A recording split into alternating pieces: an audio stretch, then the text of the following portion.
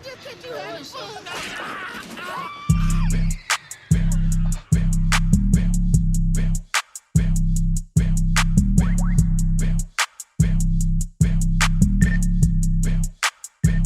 this shit crank.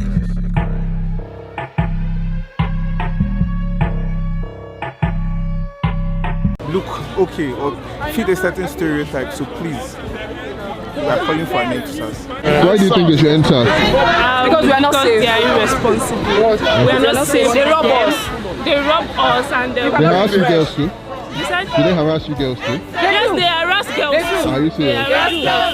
If they meet you alone, they will harass you. No, even if you're not alone, they will harass you. I once were with a boy that is fresh. He has iPhone. He has dread. He has stats. They will arrest you with him. You are an accomplice. And they are not doing what they are supposed to do. Why should SARS be ended? Because they aren't protecting us. Okay. That's why they're out there in the first place. We want to end SARS. That's what we want. Okay. They need to go. Having dreadlock isn't a crime. Okay. Having tattoos isn't a crime. Okay. You don't provide anything for the masses. You don't provide electricity. You don't provide security. You don't provide good roads. You don't provide nothing. The least you can do is stop killing us. End SARS now. Stop. Send 10 emails a day. Send 20 emails a day. Reach out to everybody you can reach out to. Donate as much money as you can, because the people that are being donated to are very transparent with the amount of how they're spending, and you can follow them for that transparency report. You know, just do that so that you're able to actually help the people who are on the ground, who are risking their lives to reduce police brutality in Nigeria.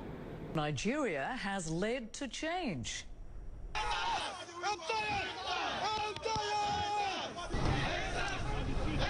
The Nigerian Inspector General and the entire world have heard those chants of end SARS, but the fight against excessive force may not be over just yet. Protesters in Abuja say police used water cannon and live ammunition during a march on Sunday.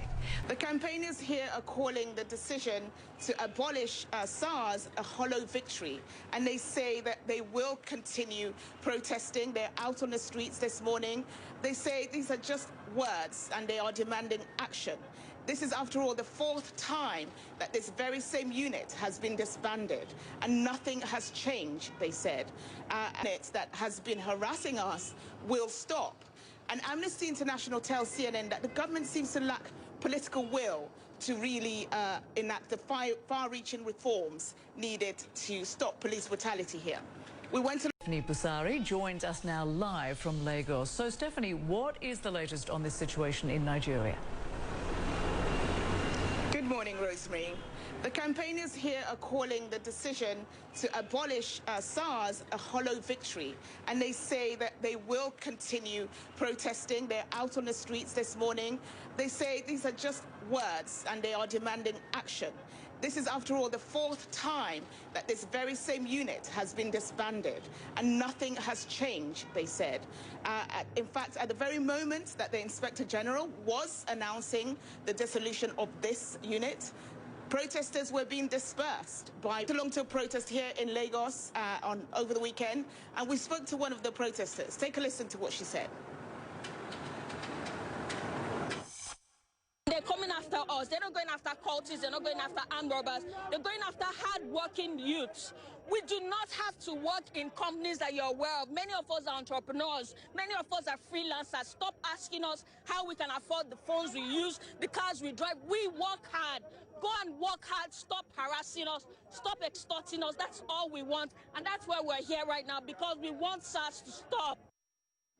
Shooting protesters demonstrating against police brutality in the country's most populated city. Here is a look at the chaotic scene in Lagos earlier today. Witnesses say several protesters were killed overnight after breaking a curfew set by the government. Ishat Khalid from our partners at the BBC is following the latest in the capital, Abuja.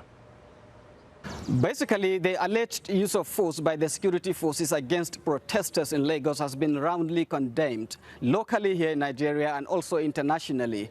Witnesses say the soldiers opened fire on protesters, killing a number of them and injuring others. Human rights organizations have also been saying that they received credible and disturbing evidence of violence against the protesters. But the Nigerian army has denied that, saying no soldiers were present at the scene of the protest. So there was no issue of firing at the protesters.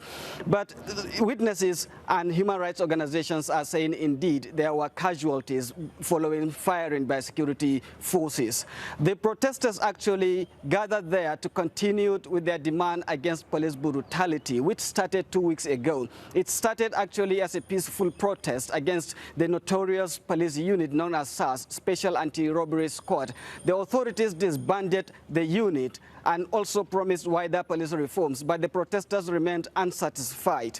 They continued the protest, and the authorities are saying now that criminals have infiltrated the protest movement, causing mayhem. They attacked police stations, they killed police officers, and attacked 2 prisons as well, breaking them and freeing nearly 2,000 inmates on Monday. The violence continued on Tuesday and Wednesday, with the protesters allegedly infiltrated by criminals attacking a major television station, one of the main television stations in Nigeria, TVC, which is thought to be owned by a key figure in the ruling APC party in Lagos. The television is now off air.